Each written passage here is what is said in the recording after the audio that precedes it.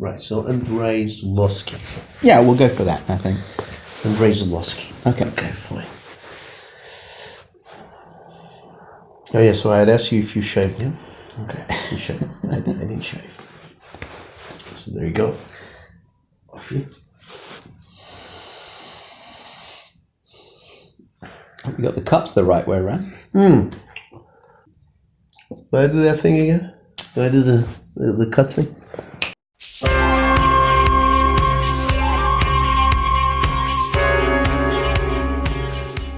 It's 1980, isn't it? 81. 81? It was No, man. premiered at Cannes. Is it? Yeah, 81. Oh, right, okay, fine.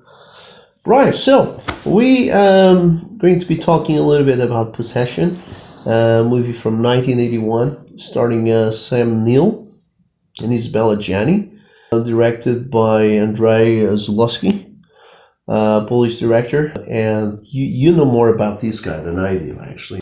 I know that this is his only English language film, and he got the Palme d'Or at Cannes back in 1981, but we're not going to talk about any of that artsy-fartsy stuff. It sounds like he had a lot of creative differences during his working career, and this probably is his best-known film. He started out as an assistant to Andrzej Wajda, the great Polish director, but by the time this film was made, he'd moved to Western Europe, and it shot in West Berlin. It's still the Cold War, so Berlin is still surrounded by East Germany. And Berlin is also very much part of the film. It's almost a character in the film itself. The Berlin Wall appears as a character, and it's part of the eeriness of the movie is the sort of emptiness of the streets. And the underground stations, the metros.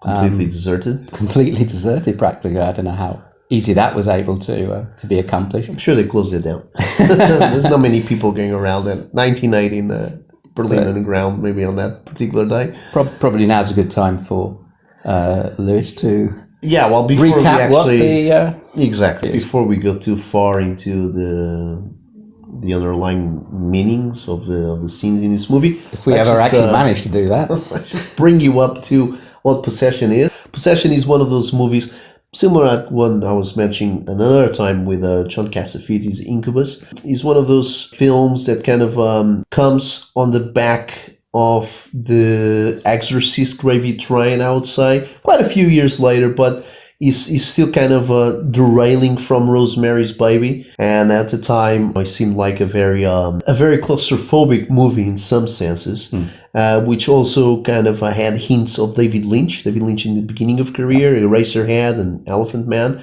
in ways that the movie is actually filmed, and like Ian was saying, the city playing a part in it as well.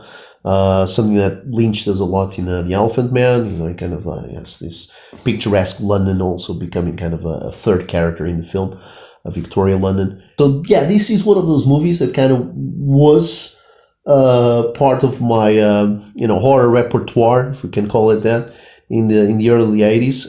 But then I kind of forgot about it over the years, and I just recently introduced it to Ian, which just watch it for this episode. But obviously for everyone not knowing Possession is in that genre of movies similar to what Polanski did as well with both the film with Catherine Deneuve, Repulsion, and then did as well with Tenant, with himself playing the main character. So this is pretty much that. So it's kind of a horror story. So there's some supernatural kind of elements to it. But at the same time, those elements, they can be interpreted as some sort of a allegoric motif to actually speak louder words about, the condition of the human being, and in this particular case, the actual relationships between men and women and married couples. Basically, the movie starts off as as a sort of a description of a breakdown of a marriage, played out in front of the couple's young son as well. It starts with the husband, who's played by Sam Neill, coming back from a trip abroad and finding his wife behaving in a slightly estranged way. She admits to him that she's been having an affair with another man. Yes. This sends him into a sort of spiral of drunkenness, goes away for a few days, returns to find no trace of her, the apartment in complete chaos, the son not being looked after. She reappears. He confronts her. She says that she's moved in with her lover, and she leaves again. He basically tracks down the lover and confronts him. He's an extremely eccentric character and a wonderful performance. The lover basically beats him up. He then decides to hire a private investigator to track down where his wife, Anna, played by Isabella Gianni, has been living. This is duly done, and probably the clumsiest and most obvious private investigator tracks her down to some old 19th century apartment block. A wonderful prop. And let me just stop you there, because obviously we're going to go through the plot of this movie, and there will be spoilers, so anyone have not watched it, wanting to watch it first, there stop could now be and then a carry on. spoiler coming up in about 30 seconds. And 30 seconds or less. A couple of spoilers. We'll return the video if we get it 30 seconds late. But I think it doesn't really spoil too much your enjoyment of the movie. So this very clumsy PI, confronts her in the apartment, and she's clearly very nervous and anxious, and she has something to hide, and finds a creature. That's right. Something which is not human, basically. Yeah. We're not entirely clear what it is. She reacts to this in a fairly hysterical way. In order to keep the secret, she attacks the PI and basically kills him. And it's, yes. What does he do to the body? Well, how does she get rid of the body? Continue. I think she gives him to the creature to feed on. I believe so, and I seem to remember there are also various body parts. There's body parts, kept and there's in a lot the of refrigerator. blood and gore where the creature actually settled. So there's not just something emanated from his body, all these hooves, but I think that's part of his feeding area. Anyway, a movie that basically starts out as a fairly raw depiction of a breakdown of a marriage and the emotional repercussions of that, suddenly moves into horror. Yeah.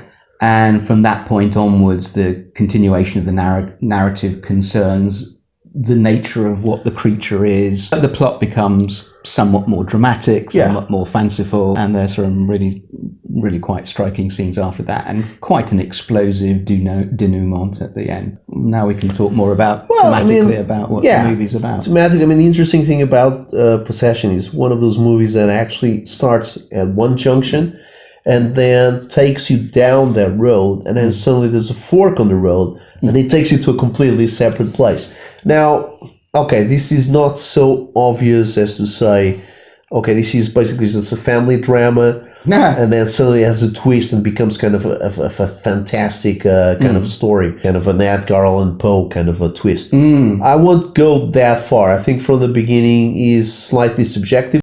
I think, that there's a first section of the movie that's clearly the pressure of a marriage. A woman is not satisfied. She has picked up a lover, and that's all fine and well. That's all mainstream drama. And the guy obviously is trying to be a better husband somehow, but doesn't know how to do it. So it's the usual marital crisis. For people that have not watched Possession, if you grab a copy somewhere somehow and you start watching it, you might think, wow, this is way over the top. And I think part of the charm of this movie is that, yes, I don't think it's played straight. I think the drama in the first section of the movie is straight drama, the conjugal problem, but I think is overacted. The whole thing is too flamboyant. I mean, Sam Neill really goes crazy after he knows the wife has an affair. There's a strong sense of alienation that I think both of the characters have between themselves, but also that the audience feels that sort of maybe a detachment from what's going on. And it makes that a difficult movie to watch, actually, because as a member of an audience, I mean, like I said, it's a claustrophobic situation. You have two characters only, kid in the middle. Kid is not that important but for the dramatic purposes, he's still an infant in the middle of this. And there's not just shouting, there's actually abuse, there's physical abuse between the two. She abuses him, he abuses her. To watch. Yes. So it is hard to watch because it's just two characters, And it's almost like a chamber piece, you know. It's like two characters going at each other, arguing and going mad. And It's quite claustrophobic. Literally and psychologically. I think it might be a point now to mention the camera work, which reinforces or exacerbates that sense of claustrophobia at the beginning of the movie. It's very good camera work. I mean, it uses pretty much every trick in the book. There's low angle shots, high angle shots, the classic wide lens, and quite a bit of handheld work too. And throughout the whole movie, there's that sense that the camera's almost getting in the way of the action. You know, that the actors have to squeeze past the camera to get into the room. As an audience member, I think you feel very much like you've been dropped in this and you don't want to be there. Exactly. It's almost like the guest that is invited to a house for a family dinner or an afternoon at someone's houses, and then suddenly you have to witness this trashy argument that you really don't want to be there, and at any moment the thing is going to go into slapping and kicking, and by that time you really wish you would be somewhere. And obviously I think the director, being a Polish director and shooting the movie in Berlin, again, it's still the Cold War, like Ian was saying. So the Berlin Wall is still up. You still have West Germany and East Germany, and obviously there is surely a lot of political connotation there trying to be injected into the movie. But that also, I think, provides a sense of voyeurism for the audience. Those shots of the Berlin Wall, really sort of underline that idea that either you're being looked or you're looking at someone else. Well, Sam Neill character is, like you said, is supposed to be some sort of agent. Yes, it's not something I particularly picked up on. And the whole thing is a bit subjective. Very much so. It's a movie that invites your own interpretation. Speculation, yes. I mean, this is, as much as the ending of 2001 is open to an immensity of interpretations. That's completely obvious. No opacity to that whatsoever. So Possession is like that. It's a sort of movie where it's obvious what the giant fetus means. Well, of course we know that, but we won't tell you. But in Possession, you're really taken out of your comfort zone. So straight away, it's a movie that wants to make you feel uncomfortable. It's not. It's one of those movies that is not easy to digest, and that is his charm. That is what works in his favor, because it's not your straight, your clean cut horror movie. I think there's a change in the viewpoint as well, because I think the initial phase of the movie is very much driven by the view of the male character, by the husband. Yeah, there's a change at some point in which it becomes her movie. It becomes her movie. Absolutely, yes. Pretty much the first section of the movie is exactly that. It's Sam Neill going through the rejection period of an estranged husband, and then calls the wife to a coffee shop, has an argument with her in front of everybody, and then, there's a lot of altercation between the two, and eventually gets his ass handed to him by this eccentric lover of hers, and then becomes Isabella Jenny's movie. It becomes her movie, and then he comes back later on 2/3, and it becomes both of their movies. Yes, at that which is a great structure. But I mean, the transition from his movie to her movie also marks the transmission from the sort of the domestic drama, the sort of claustrophobic domestic drama, to a more clear idea of the horror movie. Of something being created and something being grown by her, which again, for Zulaski, it could mean probably a lot of things. But for us, he's just really it becomes kind of a David Lynchian kind of thing, isn't it? Very much so. We'll mention that the effects, the animatronics are provided by Carl Rambaldi, which you'll probably know from E.T., and helping as well in the designer of the actual Alien in the Alien movie. Yeah. It's a pretty weird monster, and again, is not actually shot. For obvious reasons, being the movie what it is, being from this genre, is not shot clearly. So he's in the dark most of the time, in the corner of a room, and again he leaves his own filth, so that makes it even more difficult to get these lines. But of course, that allows you to imagine it far more, right? Well, yeah, I mean, it's a good staple of the good horror movie, that your creature, your nemesis, so to speak. Although it does become clearer through the course of the movie, and in fact, the final time that you see the animus, the monster, is an absolutely incredible scene where it's making love to Isabella Gianni. Pretty nasty. It's a very strong scene. I think both of them hit very important keynotes in the script and in their performances, because there is subdued performance there, and there is exhilarating, over the top performance as well, and they're all in the right places. Him, playing the part of the guy, the husband that doesn't know how to satisfy his woman, his wife, and her as the lost soul, the lost wife that is confused and doesn't know what to do. And that can be applicable to any relationship, any couple-centered drama. I think psychologically his part is the harder one to perform, because he goes through far more of a change, because again, initially he's alienated. Yeah. He doesn't know how to deal with the rejection of his wife. Later on, there's a sort of, they're coming back together, and he ends up supporting her and helping her. Yeah.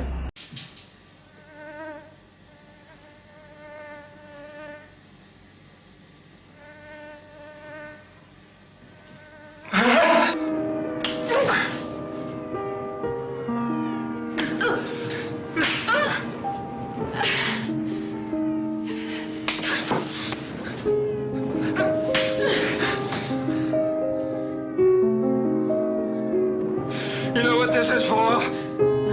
Lies.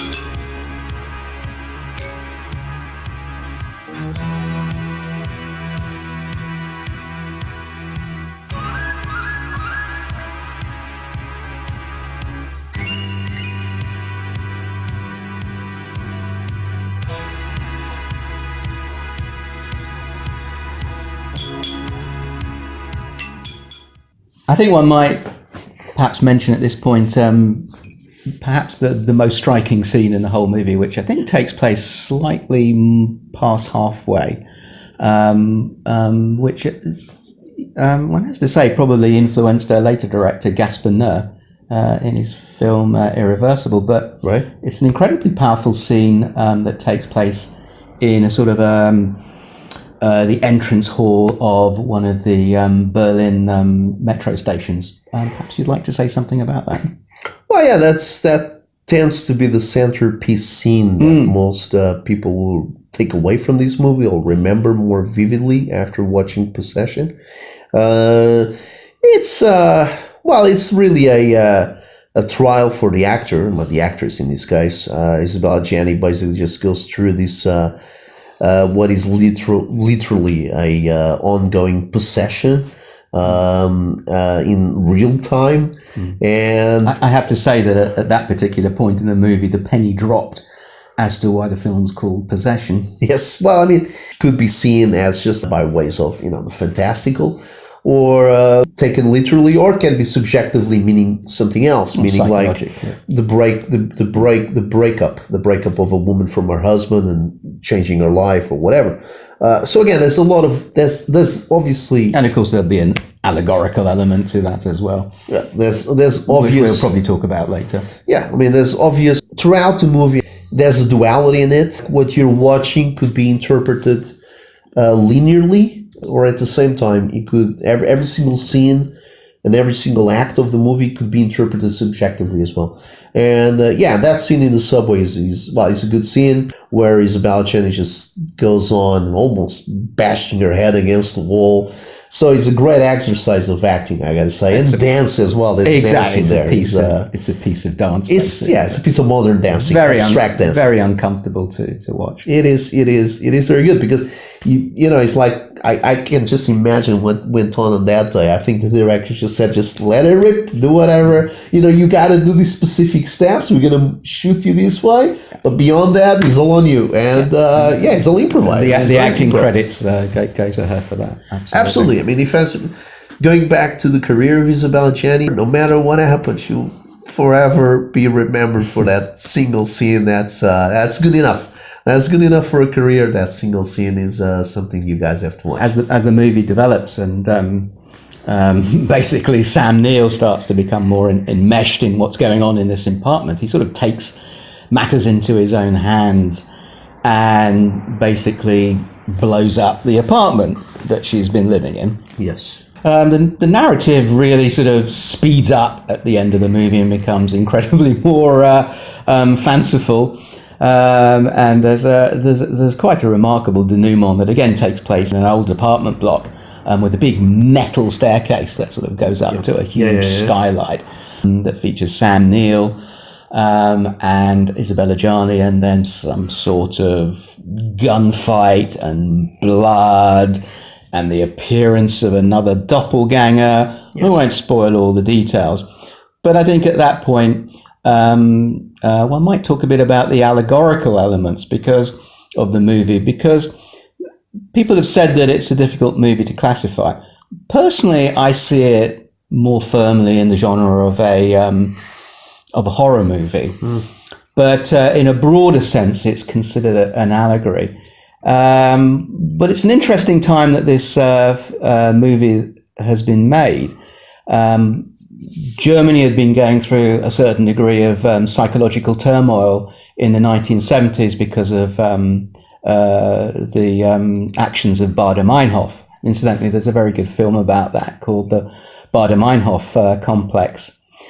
And that in itself was a response to an idea that those people who'd sort of served the Nazi state had become in later life the respectable figures of German society, the judges and the politicians, and Baader-Meinhof was a response to that.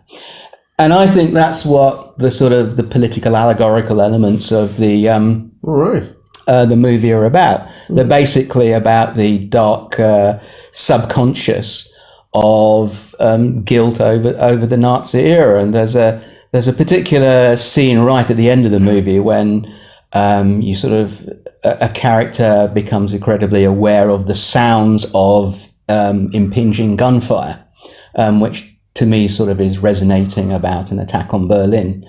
And perhaps the monster is a representation of the dark soul of the Nazi past. Again, I could well be completely wrong on this.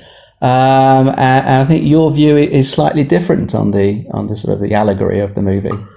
Yeah, I mean, I'm just thinking, I mean, the main characters end up being replaced by facsimiles, which somehow are slightly different in terms of personalities. They're a bit like good angel, bad angel. Yeah, they kind of one's a sort of a good ideal figure. The other one is the incarnation of the devil. Yeah, well, exactly. I mean, so I mean, it's a bit difficult to quantify who's wrong and who's right in terms of the relationship disputes from the beginning of the movie.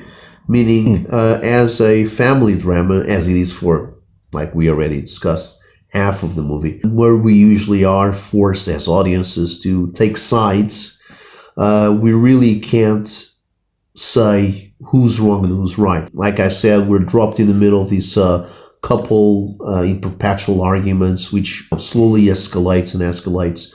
And one can take a side with the man in the marriage or with the woman. No matter what, I mean, it's very difficult. By the end of the movie, no matter what we went through with these characters, one thing is for sure: we're all tired of both of them. I mean, both Sam. That's the way I feel. That's a fair point. Both Sam Neill and Isabella Gianni, they're pain in the asses as characters. By the end of the movie, you object both of them. So eventually, they get replaced by these slightly better versions of them. Versions that you might accept more willingly. I mean, Isabella Gianni is replaced by her school teacher, and he seems to be a much more approachable woman, a woman without neurosis, without crisis, with striking green eyes, and in fact, red hair and green eyes. So he's kind of a click switchblade, you know. In fact, the green eyes are so striking that they do actually get a credit at the end of the movie. That's right. And Sam Neill gets replaced by a guy which is a man without any doubts. And Sam Neill is plagued by doubts, you know, from the beginning to the end. He's a man in crisis, severe crisis. What this means for in an open, subjective environment, interpretation of the movie, I don't know. It could mean a series of things. It could mean rejuvenation of the German ideals of the time. some sort of to going forward. We need to change our attitudes, like you were mentioning, probably against that status quo. That a lot of elements of the hierarchy of the German law and lawmaking, maybe in politics, they were present at the time. Maybe means that. Either way, it's a satisfying, it's a slightly more satisfying end.